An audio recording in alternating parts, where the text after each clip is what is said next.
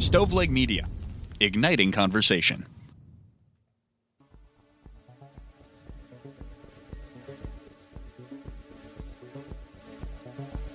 Welcome to True Crime to Go. What can I get for you? Hey, I'm really in a hurry today, so I need some true crime, but I need it to be like closed case, fast, sealed, delivered, everything fast. Pull up to the second window, and we'll see you next crime. Welcome to True Crime to Go. I am John here with Jamie. How you doing, man? I'm okay. How are you? I'm good. I'm in a hurry. I'm kidding. It's True Crime to Go. Apparently you are. Yeah. I mean, a lot of times I feel like we don't put a lot of thought into the intro. I feel like you overthought that one. Oh, well, I didn't know what I was going to say until you hit the button. So you non-thought it.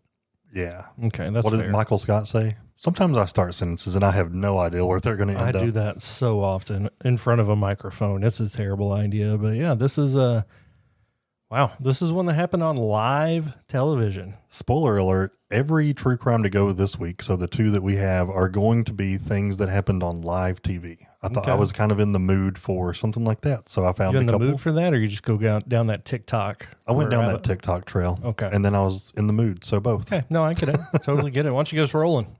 Yeah, today we're going to be talking about something that happened on live TV. So on the morning of August 26, 2015, that's when reporter Alison Parker and photojournalist Adam Ward both were employees of WDBJ in Roanoke, Virginia, and they were conducting a live interview at the Bridgewater Plaza near Smith Mountain Lake. And they were speaking with Vicki Gardner. She was the executive director of the local Chamber of Commerce, and this was the 50th anniversary of the lake and the resort, so they were there to do a cutesy little news article on it. Yeah, I worked for a news station for a year full time, and this was the norm. You pick up these community pieces and try to make connections and all the things, but at approximately 6:46 a.m. during the live broadcast, a gunman approached and opened fire. Both Parker and Ward were fatally shot, while Gardner sustained injuries that were not fatal. All of this was captured on live TV, which obviously leaves viewers in shock, but also colleagues back at the station. Why would somebody do this? What's their motivation? Is it personal? What's happening? And all these questions are going through everybody's head at once. Thankfully, they got the answer to some of those. And of course, the footage was pulled as soon as people in charge realized what was going on. The shooter was identified fairly quickly. There was 41-year-old Vester Lee Flanagan II. And believe it or not, he was a former reporter at WDBJ. And he had been dismissed in 2013 for disruptive conduct. Flanagan, who used the on-air name as Bryce Williams, had a history of workplace conflicts and had filed complaints alleging discrimination. I did not know that local news people use pseudonyms. I guess, your life will never be the same once you're in the spotlight. I mean, his name's Vester Flanagan. Maybe he didn't have a choice there. But after the shooting, he ended up fleeing the scene, and a manhunt went on for several hours. And not only is this shocking to the community, but it strikes fear into everyone. During the pursuit, he sent a 23-page fax to ABC News expressing grievances and citing the Charleston church shooting as a tipping point for him. I'm not sure how you send a fax on the road. Was there like a fancy feature on fax machines where you could set it to start at a certain time? I like now you can send something to a fax machine from your phone. This was in 2015. Oh. I'm really not sure. Okay, I guess when I heard fax machine, I just thought I was in the 1990s or 80s again, but it was 2015. This was 10 years ago. So I don't know. Maybe he ran to the local library to fax something real quick while he was on the run. Eventually, they found him, who, when approached by police, he shot himself in his own vehicle. He was transported to the hospital, but he ended up succumbing to his injuries and did not live long enough to be tried.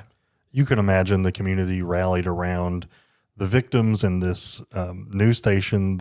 These deaths prompted an outpouring of grief from their colleagues, their friends, and especially viewers. Memorials were established in their honor, and including scholarships and dedications at their alma maters.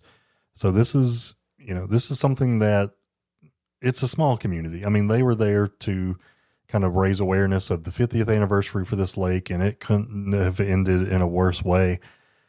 I mean, do you work and you have employees or colleagues, but you don't really work with any of them. I work in an office setting, and anytime someone leaves or is let go, we have to like change the locks on the door or change the codes if that's the case. And there have been times where someone will show up and be disgruntled, but never to this kind of escalation. I wonder how did he know? Like, did he have an inside man? Did they announce it the day before that they would be on scene to celebrate the 50th? But just interesting, man. Yeah, and just so crazy that this would happen on live TV. And this just goes like, yes, you take those measures. Like you said, a lot of places will change locks and whatever. And I know your office is usually locked up, but not all places of business are. So you can still just walk in the middle of the day, wait in the parking lot. I'm very thankful this doesn't happen more often. And, you know, it probably happens more often than we think, but not always on live television. And he knew this. He knew the routine. I think he probably knew this was on live TV, and I think that's part of it. I think, you know, if he wanted to just retaliate in a quiet manner, he could have, like you said, met him in the parking lot. But no, he knew they were on live TV, and I think he wanted to send shockwaves. And I would absolutely love to know if they were able to find out that maybe he just showed up at 5 a.m. and waited till they left and followed him. Or did somebody tell him where they were going? Because that could be an interesting piece to this. And I don't think, because he took his life, I'm sure the investigation was not as thorough as it should have been. Yeah, Vicki Gardner, like you said, did survive. She has had to undergo multiple surgeries to become well again, or as well as she could be. She's also become an advocate for gun safety measures. And yeah, I mean, I hate that someone as mentally unstable as this guy had access to a gun. Yeah, absolutely. But yeah, I don't want to get into any kind of gun debate here, but with somebody in his mental capacity and mental station, just the way things were going for him, I'm afraid that maybe it wouldn't have mattered if he had a gun or not. He was going to do something violent. Now, of course, the gun could have made it easier to hurt more people, but yeah, it's a tough situation for everybody.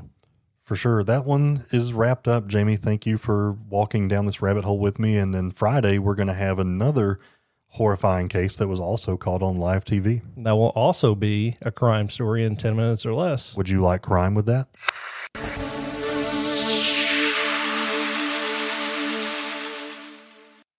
You've listened to True Crimecast, distributed by Stoveleg Media.